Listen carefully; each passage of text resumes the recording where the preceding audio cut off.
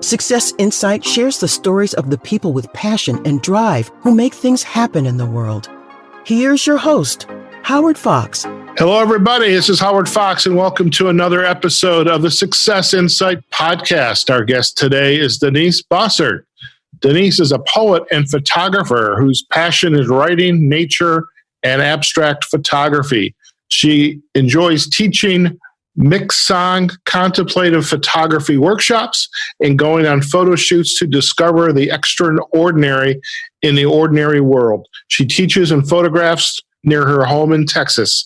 Denise is also the author of the teen and adult paranormal and urban fantasy series, the Grace Bishop novels.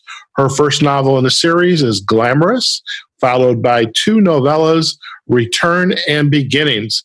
Denise Bossarte, welcome to the Success Insight podcast. Thank you so much, Howard. It's great to be here.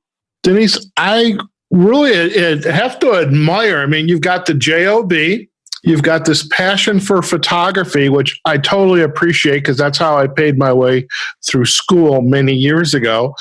And you're also an accomplished writer of fiction work. So I would love just to get a little bit of a background about you, just to create some context for our listening audience. So how'd you get started at all this? Well, I've always been a writer. Back when I was in elementary school, I was doing short stories and writing poetry and really doing a lot of reading and writing at that time. And then it got busy with school and didn't do a lot of writing until I got further along into the JOB. And then, my dad had given me one of his old cameras and I started doing more photography and started picking up into that. And a friend of mine actually started writing a novel. He was between jobs and he started writing a science fiction novel. And we started doing what we called Novel Club. Every week we'd meet and he'd send me part of his chapters and he would ask me to help him out on his novel and ask him questions. And I was like, I've never really tried to do anything like that. I've always written short work, so I wonder if I could do that. And it came to me in a dream when I wasn't feeling so hot one day, and kind of when you're too tired to get out of bed, but not enough energy to go out and do anything. So I was kind of laying there thinking about stories and came up with this idea for a book. And eventually I started working on it on the side with the encouragement of my friend. And it kind of wrote itself eventually, as they sometimes say. Some authors talk about how the characters take over and write the book. That's kind of what happened to me. Oh, wow. So I with his encouragement, continued to go through. He self-published and eventually was picked up by Amazon. And I thought, well, if he could do it, I can do it. And so I kept going until I finally was able to self-publish it. And it was quite a journey, but I'm really excited to have the book out there and have gotten a lot of good feedback, and it's been a lot of fun. Well, that's fantastic. I am curious. I want to go back just a bit to when you were helping him write the book. You had said with the Novel Club that he asked you to ask him questions. Right. If anything was unclear or it didn't make sense what the characters were doing or where the plot was going, just anything about the story, he wanted me to ask him so he could think about how to make it better. Okay. Now, did you also use that technique for your own work as you were developing and writing Glamorous? Unfortunately, he got sick by the time I started really writing, so he wasn't able to work with me on my novel in the same way.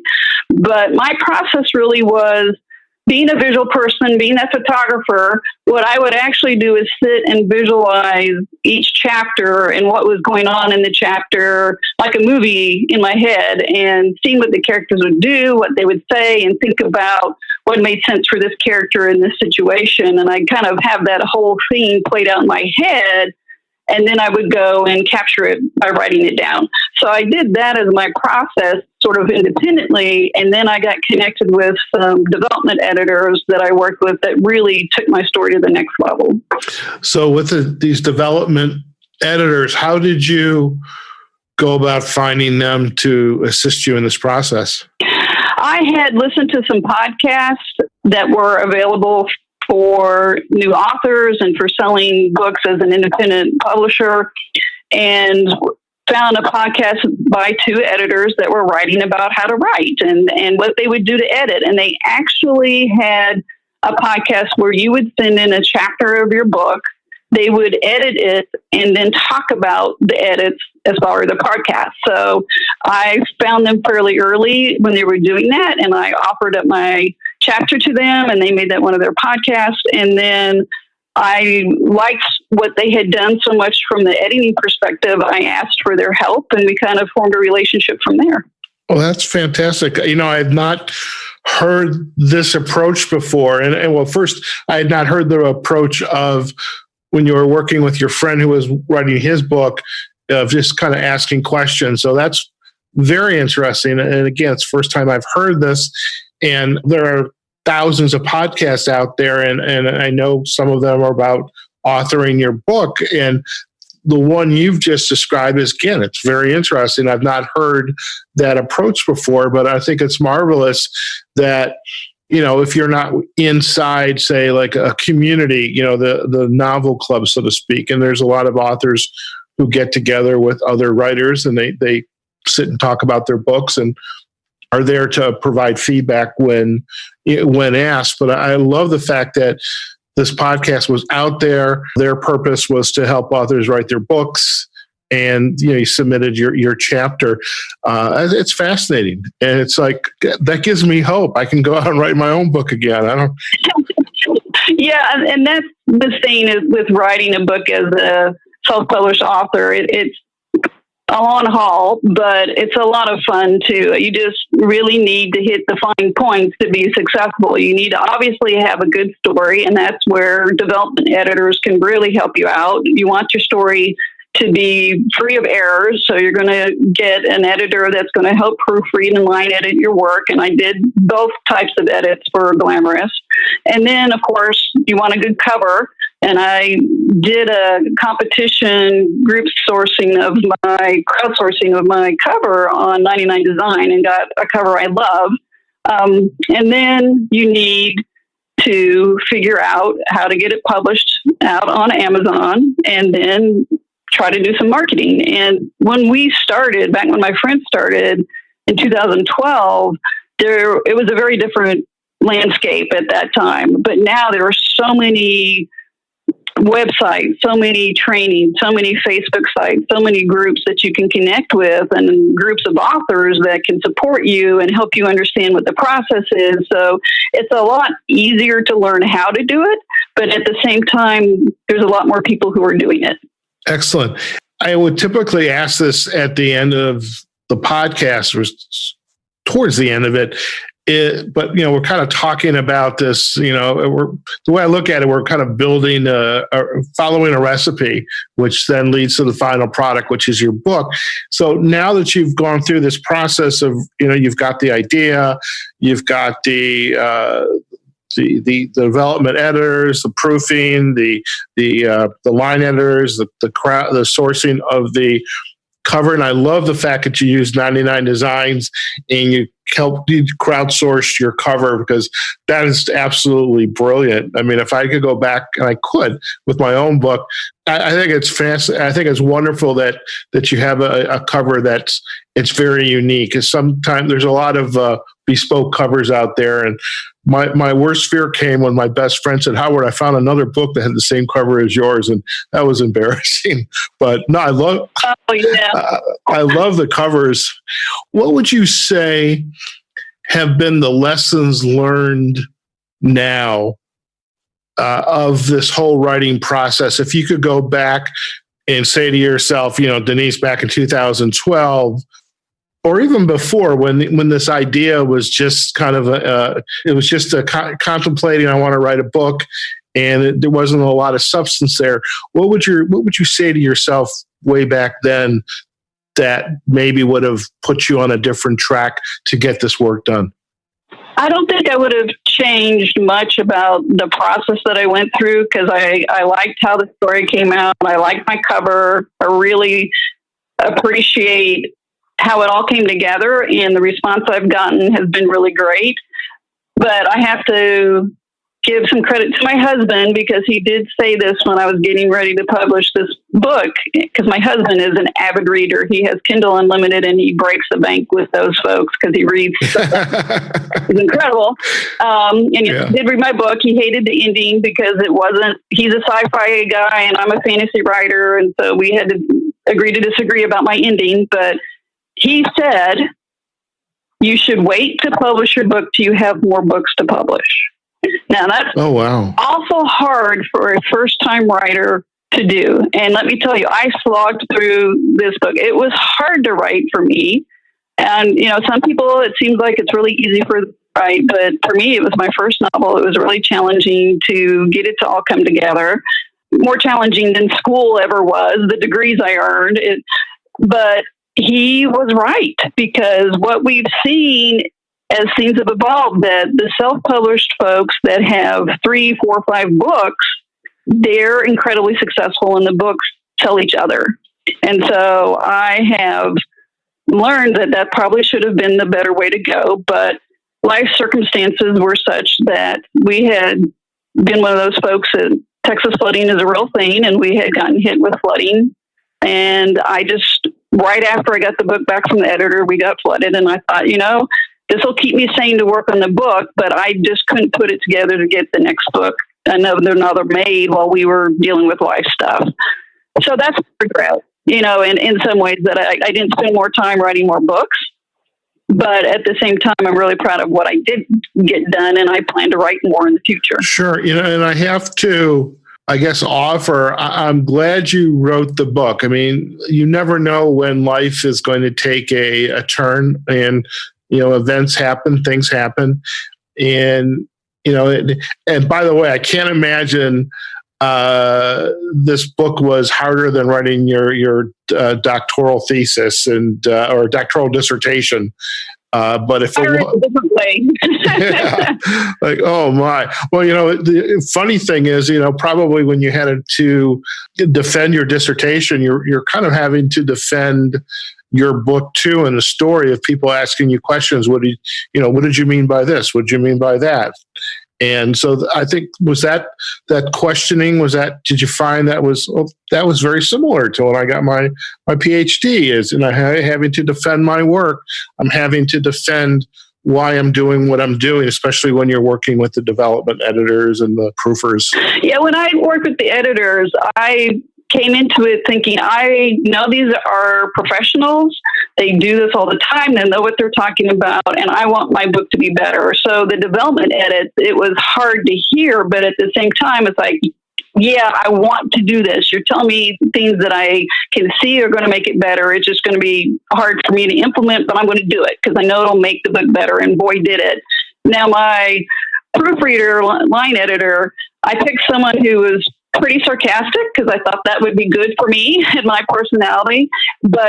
And when you get your manuscript back and there's no sentence that doesn't have at least one or multiple red marks in it, that's pretty daunting. But again, my attitude was, this is something that's going to make my book better. Now, I did not agree 100% with the development editors or my line editor proofreader.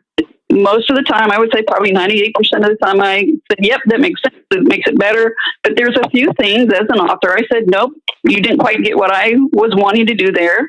So I either had to make it clearer or just say, nope, that's my decision. The best part about the proofreading is when I got to a point in my manuscript, after all this red line and marks, there was a little image that she had dropped into the manuscript. It was the sitcom character, and he had this huge expression like he was totally shocked on his face. And she put, I was not expecting this. That was the highlight of the experience with the editor, that my editor read my book to that level of criticism, and she didn't see that part of the book coming. It was awesome. Oh, wow. Did you save that little piece of the edit? Oh, yeah. I saved all the editing as a backup copy, but I did that, and I shared that out with everybody. What? This is what my editor said. That means it's really good. I have to ask you, maybe this is a request, because I find that in the podcast, when we produce the show notes, at least on our main website, successinsightpodcast.com, when we take our podcast and we provide the show notes, backlinks to, Amazon, the webpage, but we also oftentimes have images shared with us to provide some context either to the book itself or to the event of publishing a book. And so I guess I would request, if you're up for it, is scan that, if you can, scan or take a picture of the couple of those pages with the red marks, and let's share it on the part of the show notes. I think that'd be fantastic. Sure, that'd be fun. So I also wanted to share with you, I'm glad you wrote the book. I do get, it's nice to publish a book when you have 2 or 3 others right behind. I mean, God knows George R.R. Martin is probably never going to get done with Winds of Winter and Dreams of Spring. But the fact that you've done it, you've accomplished that goal, and now you can almost say, hey, I've done this. It's not so bad. I'm ready to do the next one now. I think it's wonderful. You can kind of look at it as a woman who's had a child and now do you want to go through that pregnancy again? Because that's kind of what it felt like, is giving birth to your book. I have lots of ideas for the next novels in the series. I've got ideas for young adult novels. I'm working on a nonfiction self-help. The problem is I have so many ideas, and finding the time to do them, that's always the challenge as a writer. There's stories that keep coming, and you've got to figure out which ones you want to invest your time in and make the most sense and inspire you. That's the thing is I was trying to write another novella and started working with this character and thinking about it, and I kept working on it, and I finally said, you know what, this has got to be another novel. It's just, there's too much going on. I can't wrap it up in a real short novella, so I had to switch to another character to focus on a novella, and we'll add that to the list of novels that I need to write. That's fantastic. And by the way, I don't know if you've gone back to some of our earlier podcasts and listened to some of them, but I have on multiple occasions equated the writing of a book to birthing a baby. Yep. So I was like, I totally get that. And I'm a guy. So visualize that. Let's talk about the books now. So the first book is Glamorous. Give us a kind of a high level description for our audience. What is Glamorous about? Sure, Howard. So it's about a 20-something-year-old lady. She used to be a police officer, but she got in a bad accident. And in that accident, her younger brother was killed. And she was seriously injured and spent a lot of time in the hospital. And when she came around after the accident, she started to realize that she was able to see and speak to ghosts. She had gained these supernatural powers, and then she had to figure out what to do with them. So the story starts after she had that experience. The experience themselves are captured in the novellas, but the main novel, Glamorous, starts when she's already switched jobs, and she's a security person now, and she does private investigation. Her brother, who had died, came back as a ghost and is living with her and spending time with her. But a friend of theirs approaches Grace, the main character, and asks for help because he's noticed that the young girls, the homeless girls that he's working with, are disappearing. And the police won't help them. They figured that these girls are just going home or going to another city, but he knows these girls and he knows something's wrong. And he asked her to help. And so she starts to do the research and the investigation, and it turns out that there's a serial killer who's preying on homeless girls and prostitutes, and she's got to figure out how to know who this guy is and stop him. And it turns out she's going to have to use both her cop skills and her supernatural skills, because this guy isn't just a normal human. He's got special powers as well. So the story evolves to say, well, how is she going to figure out who it is? How is she going to fight him? How is she going to protect these young girls and these women? And you get to meet a lot of different characters along the way that are her friends. She discovers that there is a whole subculture of people like her in the city. And there's a family that is sort of like it's not a crime family, but it's similar to a crime family that kind of runs the subculture. And so she has to negotiate that new world with her new powers to figure out how to work in both the human world and this paranormal group as well. Okay, so the new culture is, as you called them, like the paranorms, or yeah. Okay, now with Glamorous, the book is kind of self-contained, and the character, the book starts, the characters already had the accident, and then you went back and you created these novellas, 40-some page novellas, Return and then Beginnings. Had you set out to do that, or did that become just like a natural next step for you, short of just going on to do part 2 of the Grace Bishop novels? Yeah, it came sort of naturally, I guess. I'm not it's 100% natural. I wanted to go on to the next book. I actually had storyboarded the second book in the series when we got hit by flooding. And again, life being what it was pretty crazy for a while. And I wanted to do some writing. That was a good creative outlet for me and healing for me to do that. So I didn't, again, have the energy to do a full novel, but I was wanting to write, and I got curious to say, okay, I kind of started after the accident.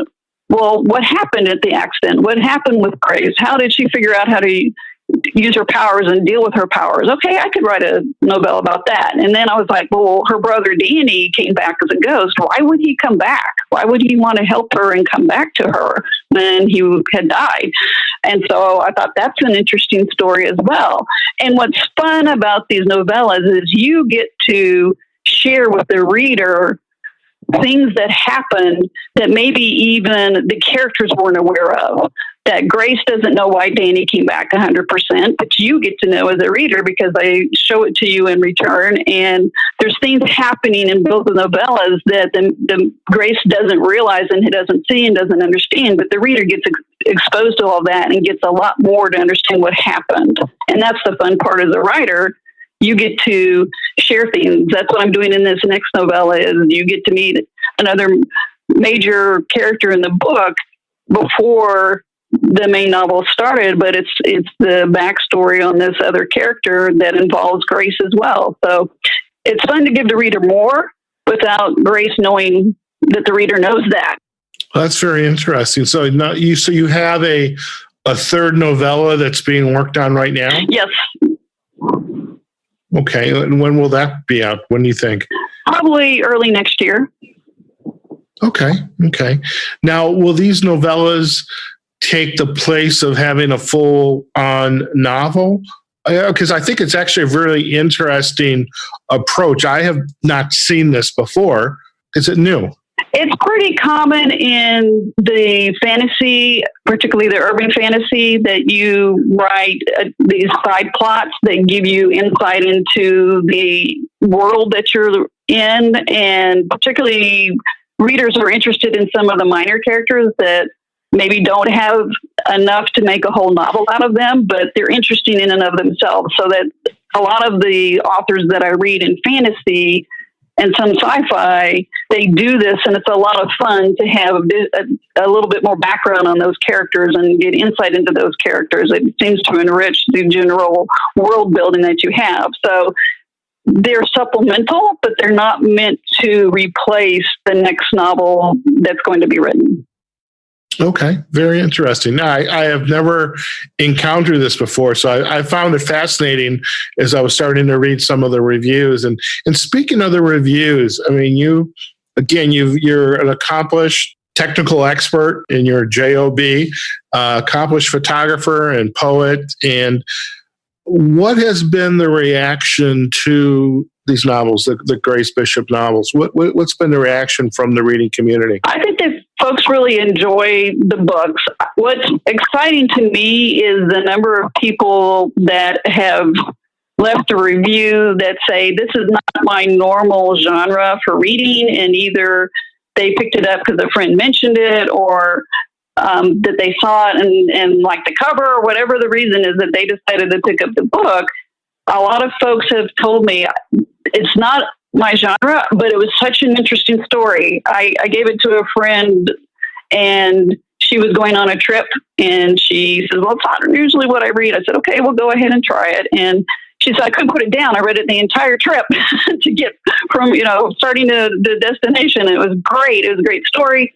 And so that's what really excites me, is that shows that the story carries itself beyond the normal genre that people would read, that people can find it interesting because the characters are interesting, they're engaging, you get caught up in their story.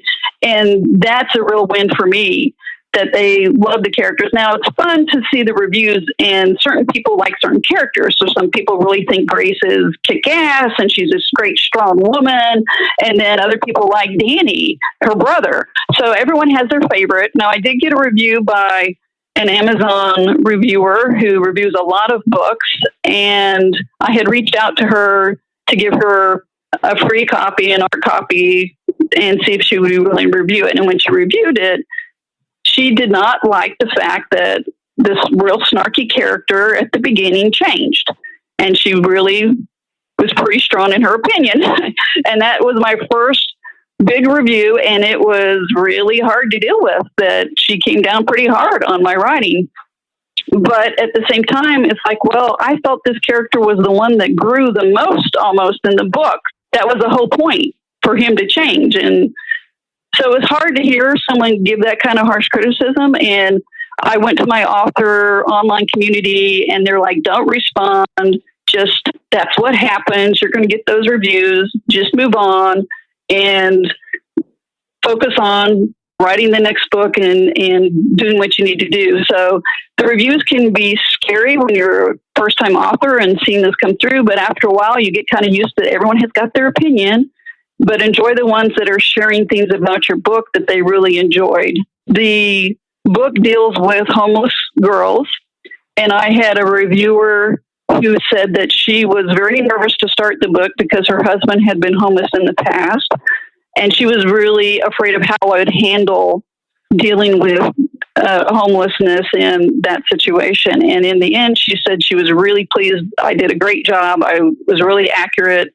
And she was really happy on how that turned out. So that made me feel really good. You don't realize how you might touch people with some aspect of your story, but that made me feel good that I did a good job to represent that. Fantastic. If you were going to give some advice to someone now that's just done that pre-contemplative phase, or that they know they want to do something with a book, they're not quite sure. Maybe they want to sit down and start writing. I mean, we're coming up to the end of the year. That's when we all make our New Year's resolutions. I want to write a book. I want to write a blog. I want to start a podcast. What would your advice be to that individual about setting off on this journey to become an author? What would that advice be? I have a few things I would probably tell them. One is, go for it. You absolutely have to try. No matter how far you get, you've got to put your effort into it, especially if it's a story you've been thinking about a while and it's just something that's there pushing you to write it down. Go for it. I would say that you need to decide at the very beginning what genre you're going to pick, because those genres are very different. We know from reading them that those genres are very different. They have different plot structures, different types of characters, different world building.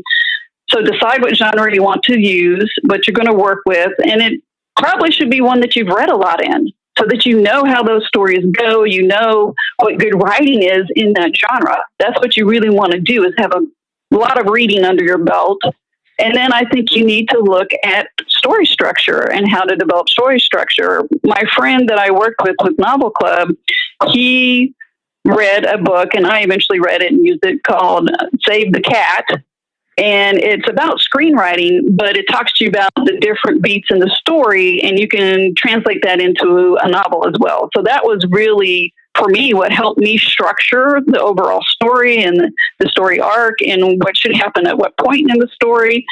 So Save the Cat's a great book to read. And then there's the Story Grid, which you can go online and you can look at it and you can see how you build a story structure and how you develop characters. So there's a lot of prepping around how am I going to write this? How am I going to structure the story that you need to really read a lot about before you jump in and start putting down the chapters. So that would be my recommendation. You need to read a lot in the genre you want to work in, and then you need to look about story structure, and then you just need to sit down and start writing and start playing with it. There's two ways of writing.